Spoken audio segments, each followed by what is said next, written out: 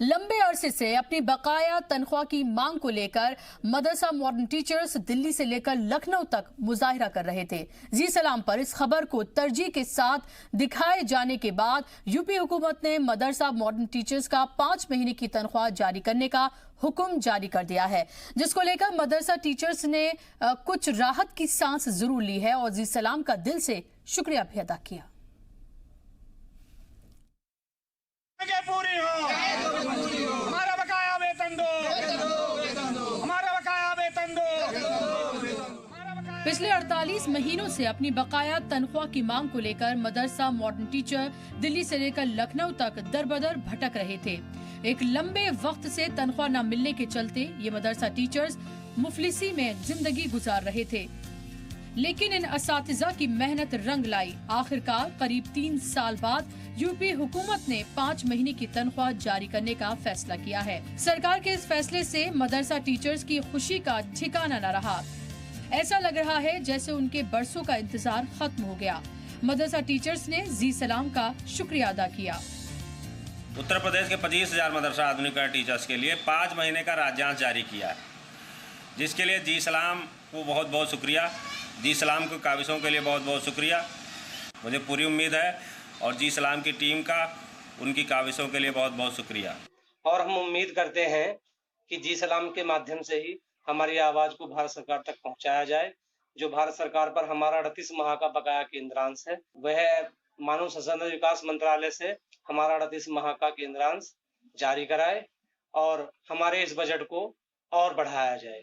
जो हमारे 25,000 मदरसा शिक्षकों के लिए करीब 556 करोड़ रुपए के बजट की आवश्यकता है, उसको इतना बजट बनाया जाए और उतना बजट दिया जाए जिससे उनको समय पर मानदेय दिया जा सके। इन मदरसा मॉडर्न टीचर्स की रुकी हुई तनख्वाह की खबर जी सलाम पर तरजीह के साथ दिखाई गई थी, जो रंग लाई और यूपी हुकूमत ने इन मदरसा मॉडर्न टीचर्स की 5 महीने की तनख्वाह अदायगी का ऑर्डर जारी कर दिया, जिसके सबब इन टीचर्स ने राहत की सांस ली है। वाज़ेह रहे कि पूरे मुल्क में 50,000 तो यूपी में 25,000 मदरसा मॉडर्न टीचर्स हैं। लखनऊ से जी सलाम के लिए अहमद हुसैन की रिपोर्ट। और ये खबर सामने आने के बाद कई तरह के रिएक्शंस भी आ रहे हैं इस पूरे मामले पर। ऑल इंडिया मदरसा मॉडर्न टीचर्स एसोसिएशन के जो प्रेसिडेंट हैं मुस्लिम रजा खान, उन्होंने क्या कुछ कहा है वो आपको सुनाते हैं। जी सलाम चैनल का, जिन्होंने हर मौके पर, जैसे धरना प्रदर्शन का हो, डिमांड का हो, जितनी भी मदरसा आधुनिक शिक्षकों की समस्याएं थी, जी सलाम ने बड़ी जोर शोर के उठाया। आज उसी का देन है कि 5 महीने का राज्यांश जिलों पर पहुंचा है। अगर जी सलाम चैनल की यही कोशिश बनी रही तो हमें उम्मीद है कि सिर्फ आज राज्यांश नहीं, कल मदरसा आधुनिक शिक्षकों का केंद्रांश भी मिलेगा। और केंद्रांश ही नहीं बल्कि हमें उम्मीद है कि इन जैसे चैनलों का अगर पूरा सहयोग रहा, जिस तरीके से जी सलाम चैनल सहयोग कर रहा है, तो हमें उम्मीद है कि मदरसा आधुनिक शिक्षक आज नहीं कल एक पूर्ण शिक्षक के रूप में ज़रूर होंगे। हमें पूरा उम्मीद है। इसलिए मैं जी सलाम चैनल का पूरे तहे दिल से और मदरसा आधुनिक शिक्षक को की तरफ से, पूरे टीचरों के तरफ से और अपना खास तौर से ऑल इंडिया मदरसा मॉडर्न टीचर एसोसिएशन तरफ से मैं उसका धन्यवाद देता हूँ, शुक्रिया अदा करता हूँ कि हर मौके पर आपने हमारा साथ साना बसाना साथ दिया। तो जी सलाम की खबर का असर हुआ है। लगातार हमने तरजीह से इस खबर को दिखाया था, कहीं पर एहतजाज हुए, मुजाहिरे हुए, जो मुतालबात थे उनके तमाम चीज़ों को हमने बिल्कुल अपनी तरजीहात में सबसे ऊपर रखा, उनको दिखाया ताकि इसका असर हो और मदरसा मॉडर्न टीचर्स जो हैं उनको उनकी तनख्वाह मिले, क्योंकि 3 साल से ज़्यादा से उनको उनकी तनख्वाह नहीं मिल रही थी। यूपी के मदरसा मॉडर्न के टीचर्स हैं और 25,000 ऐसे टीचर्स हैं जिसके अंदर आते हैं। मुल्क भर में अगर हम बात करें तो 50,000 के करीब ऐसे टीचर्स हैं जो मदरसा मॉडर्नाइजेशन के अंदर आते हैं, जिनका यूपी के वाहिद अगर हम बात करें तो 25,000 ऐसे टीचर्स को 3 साल से ज्यादा से तनख्वाह नहीं मिली थी। तो हमने ये खबर तरजीह से दिखाई, उसका असर हुआ, उसका इम्पैक्ट हुआ और 5 महीने की तनख्वाह जारी करने का हुक्म यूपी हुकूमत की तरफ से कर दिया गया है। हालांकि अभी मरकजी हुकूमत का इंतजार इसमें भी है। इस पर बात करने के लिए खास मेहमानों का पैनल मेरे साथ जुड़ गया है। इनका तारुफ मैं आपसे कराना चाहूंगी। मेरे साथ सैयद यासिर जिलानी है, बीजेपी के लीडर हैं, इसके साथ ही मेंबर हैं higher education ministry of HRD में। मेरे साथ प्रिया चौधरी हैं, लीडर हैं बीजेपी की। इसी के साथ ही डॉक्टर सीमा सिंह है, पॉलिटिकल एनालिस्ट के तौर पर मेरे साथ जुड़ गई हैं, और एजाज अहमद साहब भी मेरे साथ फोन लाइन पर जुड़ेंगे। प्रेसिडेंट हैं वो इस्लामिक मदरसा मॉडर्नाइजेशन एसोसिएशन के। एजाज साहब, आप मेरे साथ हैं अभी? चलिए मैं उनसे बात करने की कोशिश करूंगी। जिलानी साहब, जी सलाम ने एक तरह से एक पूरी मुहिम चलाई, जहां जहां एहतजाज हुए, मुजाहिरे हुए, उसके अलावा तरजीह से इस खबर को दिखाया, और हमें यह भी पता है कि आपने भी लगातार इसको अपनी तरजीहात में रखा और उन लोगों की तकलीफ को, तमाम चीजों को सुना, समझा कि 3 साल से, आप ये समझिए 3 साल से ज्यादा से अगर किसी की सैलरी ना मिले तो उनका क्या हाल होगा। 5 महीने की रिलीज हुई है, क्या आगे और बेहतरी की उम्मीद करें हम? देखिए, हमने जब पहली डिबेट की शुरुआत हुई थी मदरसा आधुनिकीकरण की, जो ये मानदेय को लेके एक ज़माने से ये लड़ रहे थे जो लोग, जो हमारे संपर्क में आए, और ख़ास करके जी सलाम को तो मैं तहे दिल से शुक्रिया करूंगा, क्योंकि उसी दिन से जी सलाम ने भी ये तय कर लिया था, आपके रिपोर्टर ने, आपने और तमाम आपकी जो रिसर्च टीम है, सब ने इस पे काम करना शुरू कर दिया था। फिर जब ये हम लोगों के संज्ञान में आया, उस दिन भी मैंने कहा था कि हम पूरी ताकत से इसको मंत्री जी के सामने बात रखेंगे, और उस वक्त तब मंत्री प्रकाश जावड़ेकर जी थे, और हमने उनके पास कम से कम 3 बार उनके सामने ये बात रखी गई जब तक वो मंत्री रहे पिछले टेन्योर मोदी 1 के अंदर, और उन्होंने तभी वायदा कर लिया था कि हम किसी के साथ भी नाइंसाफी नहीं होने देंगे। अगर उनका सही माने में सारी चीजें ठीक हैं तो बहुत जल्दी इन लोगों के साथ इंसाफ होगा, जिसका नतीजा आपके सामने अभी आया है। और हमारा पहले से ही ये मत था, हमने जब बात करी थी कि जो 6 महीने वाला स्लॉट था उसी को पहले रिलीज होना था, तो ये एक प्रोसेस शुरू हो गया है। ये 5 महीने जो इन लोगों की, जो लोग इसमें इन्होंने लड़ाई लड़ी, जो मदरसा आधुनिकीकरण के जितने भी एसोसिएशन के लोग थे, उन्होंने भी बहुत अच्छी खासी लड़ाई लड़ी। मैं उनसे अब भी आपके माध्यम से ये वादा करता हूं कि अभी ये शुरुआत है, इंशाअल्लाह आप इंतजार करें। देखिए, ये सरकार ने जो वायदा किया है, जो वजीर आजम का वायदा है, सबका साथ, सबका विकास और सबका विश्वास, उसमें वो खरी उतरेगी। उसका ये एग्जाम्पल है, योगी जी मुख्यमंत्री हैं, उन्हीं के यहाँ से कल जो भी चीजें अभी रिलीज करी गई हैं, जो लेटर आया, मेरे पास भी वो लेटर है जो मनोज कुमार सिंह के साइन से, वहां के जो वित्त मंत्रालय के जो अधिकारी हैं, उनके तरफ से जो पैसे को रिलीज किया गया है, वो सारी की सारी डिटेल है। लेकिन मेरा सिर्फ ये कहना है कि आप अपने धैर्य को खोएं नहीं, और यकीन करें कि ये सरकार सबके साथ इंसाफ करेगी, और जो आपके बचे हुए पैसे हैं वो भी धीरे धीरे हम लोग इस लड़ाई में हैं आपके साथ, रिलीज कराने की पूरी कोशिश की जाएगी, जो एक टाइम फ्रेम के अंदर। ये नहीं है कि आज अगर हो गया है तो कल एकदम आप सर पे चढ़ जाएं, ऐसा नहीं होगा। एक प्रोसीजर का पूरा सिस्टम होता है, एक काम करने का मंत्रालय का तरीका होता है, वो सारे प्रोसीजर को अपने पूरा करने के साथ साथ उस प्रोसेस को पूरा करने के बाद आपके बचे हुए पैसे वाली बात नहीं है। लेकिन आप ये सोचें कि अगर हम अपने आप को उनकी जगह रख के सोचें कि अगर हम कहीं पर जॉब कर रहे हैं और हमारी 1 महीने की सैलरी भी रुक जाती है, तो आप ये देखें कि घर का पूरा इंतजाम जो है वो दरहम बरहम हो जाता है। और 3 साल से अगर सैलरी नहीं मिली है, उसके बाद 5 महीने की रिलीज की गई है, तो जाहिर सी बात है कि इस पीरियड में वो किस दौर से गुजरे होंगे, उनके साथ क्या क्या नहीं हुआ होगा। बहुत सारे लोग तो ऐसे हैं जो बहुत ज्यादा बीमारी से गुजरे, उनके पास इलाज के लिए पैसे नहीं थे, कुछ रिक्शा चलाने में मजबूर हो गए, किसी ने मूंगफली का ठेला लगा लिया। आप ये सोचिए, टीचर्स जो पढ़े लिखे लोग हैं, अगर वो इस हाल में आ जाएं तो जाहिर सी बात है कि उनके सब्र का भी इतना इम्तिहान नहीं लेना चाहिए। देखिए, मैं सर पे चढ़ने की जो बात मैंने कही है, वो मैंने इसलिए कहा है कि आप यकीन करें, जो पहली डिबेट थी आपकी मेरी, उसके बाद कोई ऐसा दिन नहीं रहा होगा कि महाराजगंज से लेके मुजफ्फरनगर तक के जो मदरसा आधुनिकीकरण के टीचर रहे, उन्होंने मुझे कॉल नहीं किया, चाहे वो रात का 12 बज रहा हो, चाहे वो सुबह का 6 बज रहा हो, लेकिन मैंने सबके कॉल को उठाया, सबको तसल्ली दी, क्योंकि हमारे संगठन ने और हमारी सरकार ने जो हमें जिम्मेदारी दी है, उसमें कहा है कि जो भी हमारे जनमानस हैं और उनसे रिलेटेड अगर कोई कार्य है तो आप सुनिए और सुन के उनको तसल्ली बख्श बात कहिए। आप यकीन करेंगे कि आप जितने लोगों से इंटरव्यू अगर लेंगी, जिन लोगों से मेरी लगातार बात रही है, चाहे वो ये आधुनिकीकरण मदरसा के एसोसिएशन के जो अध्यक्ष हैं अभी जो जुड़ेंगे, उनकी भी बात मैंने सुनी है। कई बार ये इनकी नाराजगी को भी झेलना पड़ा है, लेकिन फिर भी मैंने उन सारी चीजों को दरकिनार करके मेरी पूरी कोशिश रही और आगे भी कोशिश रहेगी कि तमाम जो पैसे इनके अभी बाकी हैं वो इन लोगों तक पहुंचे। बहुत अच्छी बात है, आपने इतनी मेहनत की है, लोगों को इस तरह से सुना है और आपने उनकी बातों को आगे तक पहुंचाया है, और जो हुआ है उसमें भी आपका एक बड़ा हिस्सा है कि आज ये जो तनख्वाह उन लोगों को मिल पा रही है। एजाज साहब खुद मेरे साथ जुड़ गए हैं। एजाज अहमद साहब, खुश हैं आप?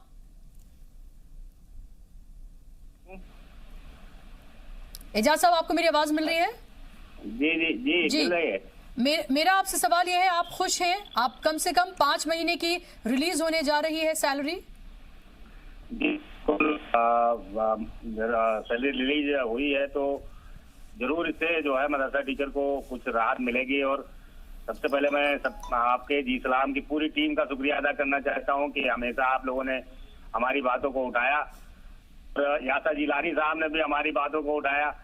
बस ये है कि ये जरूर है कि चूंकि स्टेट गवर्नमेंट से सिर्फ 2000-3000 ही मिलता है और माननीय योगी जी की सरकार ने हमारा राज्यांश कभी नहीं रोका, लेकिन सबसे बड़ी चीज ये रही कि जहां से ज्यादा पैसा मिलता था एमए वालों को 12,000 और बीए वालों को 6,000 सेंट्रल गवर्नमेंट से, मानव संसाधन विकास मंत्रालय से, वहां से 38 महीने का अगर पैसा जारी हो जाता तो मदरसा टीचर, वैसे माननीय प्रधानमंत्री ने जो नारा दिया है सबका विश्वास का, हम लोग विश्वास करते हैं कि इस बार जो माननीय प्रधानमंत्री जी की जो क़यादत में जो है ये दूसरी बार भारतीय जनता पार्टी की सरकार बनी है जी, तो पूरी मुझे उम्मीद है कि जो मदरसा टीचर का बकाया वेतन है वो माननीय जो रमेश पोखरियाल जी निशंक बने हुए मानव संसाधन विकास मंत्री, वो हमारे इसके लिए जो है 500 करोड़ रुपए का बजट प्रोविजन करा करके हम लोगों की तनख्वाह को जारी करेंगे।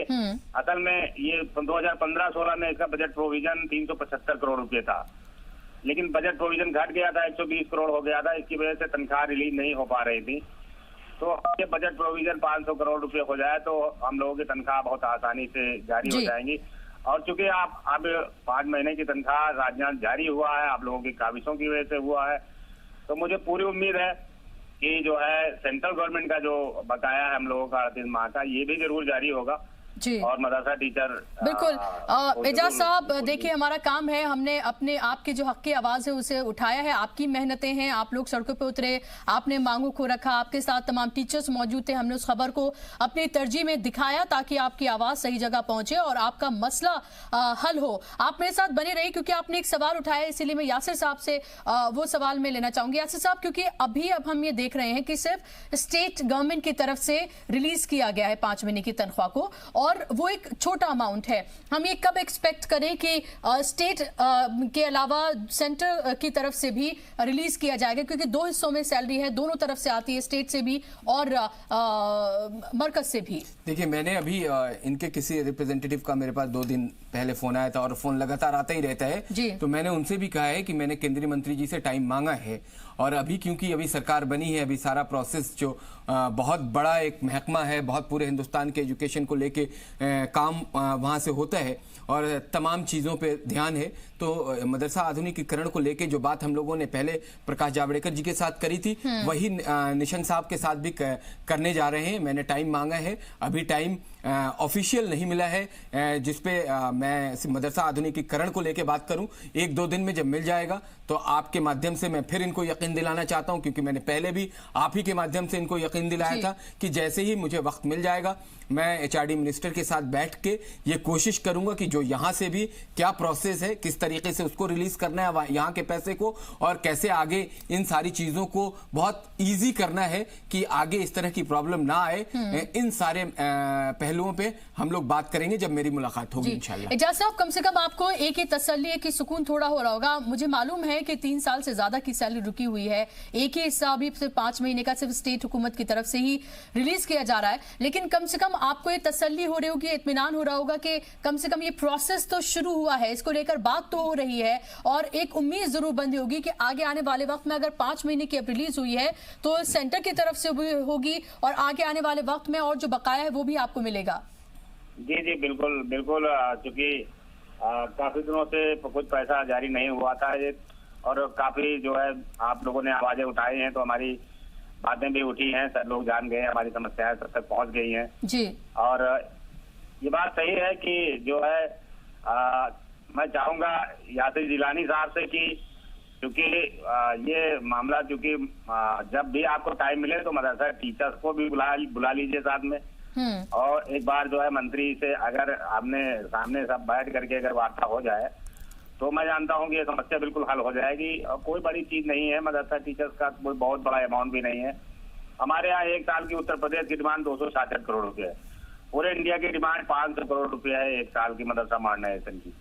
अगर स्कीम स्पेशली माननीय प्रधानमंत्री के 15 सूत्री प्रोग्राम की है जी, तो ये बहुत अच्छी स्कीम है। स्कीम में जो सरकार की मंशा है हम लोग काम कर रहे हैं। माननीय अभी अल्पसंख्यक कार्य मंत्री जी का उन्होंने स्टेटमेंट आया था, मुख्तार अब्बास नकवी जी का, कि मदरसा टीचर्स को हम लोग ट्रेन करेंगे। तो हमारे जो ये 25,000 मदरसा टीचर अकेले यूपी में है, इसमें से मैं आपको बता दूं कि 90% टीचर MA BEd हैं, TT क्वालिफाइड है, कुछ DLEd किए हुए हैं, सारे ट्रेन टीचर हैं। सरकार को सिर्फ तनख्वाह देनी है, टीचर पढ़ा रहे हैं और काफी अपलिफ्ट हुआ वहाँ का एजुकेशनल सिस्टम हम लोगों ने जी। लेकिन अच्छी बात है एजाज साहब, अगर उन्हें बेहतर ट्रेनिंग और दी जाती है, वो भी उसी तरह से मदरसे के बच्चों को भी पढ़ाएं जैसे तमाम और प्राइवेट या सरकारी स्कूलों में बाकी तमाम सब्जेक्ट्स पढ़ाए जाते हैं, तो ये तो अच्छी बात है। हो सकता है ट्रेनिंग और मिले तो उनके अंदर और बेहतरी आए अच्छे तरीके से और बच्चों को वो पढ़ा सकें, तो एक खुशाइन कदम है। लेकिन जाहिर सी बात है कि अगर सैलरी नहीं मिलेगी, कोई भूखे पेट रहेगा, तो बच्चों को भी किस तरह से पढ़ाएगा, ये भी एक सवाल है। आप मेरे साथ बने रहिए एजाज साहब। मेरे साथ प्रिया भी मौजूद हैं, लीडर हैं बीजेपी की। प्रिया, मैं यासिर साहब से भी लगातार बात कर रही हूं। आप मुझे बताइए कि हमने देखा था कि जब पहली बार यानी कि 2014 में जब मोदी हुकूमत बनी थी, तब ये कहा गया था कि एक हाथ में कुरान एक हाथ में कंप्यूटर, वो मुस्लिम बच्चों के देखना चाहते हैं। मदरसा मॉडर्नाइजेशन की बात कही गई, उसके तहत तमाम मदरसों को लाया गया। 50,000 से ज्यादा टीचर्स ऑल ओवर इंडिया रखे गए, 25,000 सिर्फ यूपी में ही रखे गए।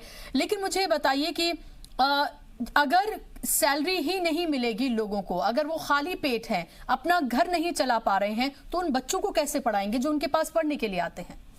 सबसे पहले तो मैं आपके चैनल को सलाम करना चाहूंगी कि जी सलाम ने किस तरह से रियल मुद्दों को, जो एक वास्तव में मुद्दे होने चाहिए, उनको उठाकर बाहर लाती है, ना कि बांटने की राजनीति के तहत एक षड्यंत्र का शिकार हो जाते हैं। ये लोगों के असली मुद्दे जो बाहर आने चाहिए। और दूसरा, आपकी मुहिम रंग ला रही है। यासिर जी जैसे लोग जो टीवी चैनल्स पे बैठ के रिप्रेजेंट कर रहे होते हैं, वो भी तुष्टीकरण की राजनीति की बजाय लोगों का साथ देते हुए नजर आते हैं। तो इस तरह की सकारात्मक हमें न्यूज की बहुत आवश्यकता है आज के टाइम में, जब मीडिया दिखाई देता कि एक तरफा झुका हुआ रहता है, कभी किसी खबर को बरगलाने का काम करता है। दूसरा, अब आपके सवाल के जवाब में आते हुए, देखिए बहुत आवश्यकता है इन चीजों की कि हम आज वर्तमान समय में क्या चाह रहे हैं, और जिस तरह की साइकोलॉजी, जिस तरह का माइंड सेटअप एक तैयार हो चुका है, आप मानेंगे उसको बदलने में समय लगता है। 2014 में मोदी जी ने बात करी थी, आज हम उस तरफ एक कदम और बढ़ चुके हैं। आज लोगों को तैयार करने में, यानी कि मदरसा में जो पढ़ते हैं वो, मदरसा में जो पढ़ाते हैं वो, जब तक उनका पूर्ण रूप से हमें सहयोग नहीं मिलेगा, आप उनके ऊपर जबरदस्ती कुछ थोप नहीं सकते हैं। उन्हें भी मानना होगा कि हाँ, हमें आधुनिकीकरण की आवश्यकता है। हाँ, हमें इस शिक्षा के साथ साथ जो आधुनिक शिक्षा पद्धति है, कंप्यूटर की शिक्षा है, साइंस की शिक्षा है, गणित की शिक्षा है, वो शिक्षा भी साथ के साथ जोड़नी पड़ेगी, क्योंकि ये वर्तमान समय की मांग हो चुकी है। लेकिन प्रिया, वो तो ऑलरेडी ले रहे हैं। देखिए, जो मदरसा मॉडर्नाइजेशन के तहत जो टीचर्स आते हैं और जो मदरसे आते हैं, वहां तो ऑलरेडी ये हो ही रहा है। वही तो गवर्नमेंट के अंडर आते हैं, वहां NCERT का जो कोर्स है वो वहां पर लागू है, उनको पढ़ाया जाता है बच्चों को जो हुकूमत के अंदर आते हैं। ऐसे में सवाल ये है कि एक अच्छी पहल है, ये अच्छी बात है कि दीनी और दुनियावी तालीम जो है एक साथ एक जगह हो, क्योंकि मुस्लिम तबके का 4% तलबा जो है, स्टूडेंट जो है, वो मदरसों में पढ़ता है, वो बेहद गरीब लोग हैं। तो ऐसे में अगर सैलरी नहीं मिलेगी तो ये सवाल बार बार ये उठ रहा है कि आगे आने वाले वक्त में तो कोई शायद पहल भी ना करे कि हम इसके अंदर किसी को पढ़ाने के लिए जाएं, वो अपने लिए दूसरी चीजें चुनने के, तो आपके लिए अच्छे टीचर्स ही नहीं मिलेंगे। फिर देखिए, शुरुआत तो हो चुकी है, 5 महीने की सैलरी रिलीज हो चुकी है। अब केंद्र सरकार की तरफ से जो आना है उसके भी शायद स्टेप्स आगे बढ़ रहे होंगे कि किस तरह से और कब कितना कितना देना है, क्योंकि जितना भी बजट ये बन रहा है, अभी एक ही महीने में वो सारा रिलीज करना, मुझे लगता है सरकार के ऊपर भी कहीं ना कहीं बर्डन होगा इस चीज का कि बजट को किस तरह से मैनेज किया जाए। तो धीरे धीरे ये रिलीजिंग की तरफ बढ़ रहा है, तो सैलरीज आनी शुरू हो गई है, इसको हम एक अच्छी शुरुआत के तौर पर देखते हैं। सीमा जी, आप कैसे देख रहे हैं इसको, क्योंकि हम ये बात कर रहे हैं जब से दोबारा से मोदी हुकूमत आई है, हमने देखा सेंट्रल हॉल से जब वजीर आजम ने खिताब किया, छल में छेद की उन्होंने बात की। उन्होंने कहा हमें उनका भी विश्वास जीतना है जो हमारे साथ नहीं थे, सीधे तौर पर माइनॉरिटी, खासतौर पर मुसलमानों का उन्होंने बात कही। इसके बाद हमने देखा मदरसा मॉडर्नाइजेशन की बात कही गई, दोबारा से दोहराया गया उसको, वक्फ बोर्ड को लेकर बात कही गई, मुस्लिम औरतों को लेकर बात कही गई। लेकिन मेरा सवाल यह है, क्योंकि आज हम सिर्फ मदरसा मॉडर्नाइजेशन की बात कर रहे हैं, कि सैलरी अगर इस तरह से रिलीज नहीं होगी तो आपको नहीं लगता कि हौसले पस्त होंगे और शायद अच्छे जो टीचर्स हैं वो ये सोचेंगे कि किसी प्राइवेट स्कूल, किसी सरकारी स्कूल जहां पर सैलरीज टाइम पर आती हो वहां हम ज्यादा जाएं? देखिए, आपकी बात बुशरा सही है कि सैलरी टाइम पे रिलीज होनी चाहिए, लेकिन अगर आप मदरसों के बारे में बात करेंगे तो मदरसों को लेकर के एक बहुत महत्वपूर्ण बात, अगर हम सिर्फ यूपी के बारे में करें तो यूपी में जब मदरसों को ऑनलाइन रजिस्टर्ड करने की बात हुई तो कम से कम 2000 मदरसे ऐसे थे जिन्होंने अपने आप को रजिस्टर्ड नहीं किया। यहाँ पे एक बात हमें और देखनी चाहिए कि बहुत सारे ऐसे मदरसे हैं जो कि फर्जी हैं। जब योगी सरकार सत्ता में आई तो उसके बाद मदरसों को आइडेंटिफाई करने की एक प्रक्रिया शुरू हुई कि वो कौन से मदरसे हैं जो फर्जी हैं, उनको आइडेंटिफाई करके उनको जो गलत फंडिंग की जा रही थी और एक जो फ्रॉड चल रहा था उसको रोका जाए।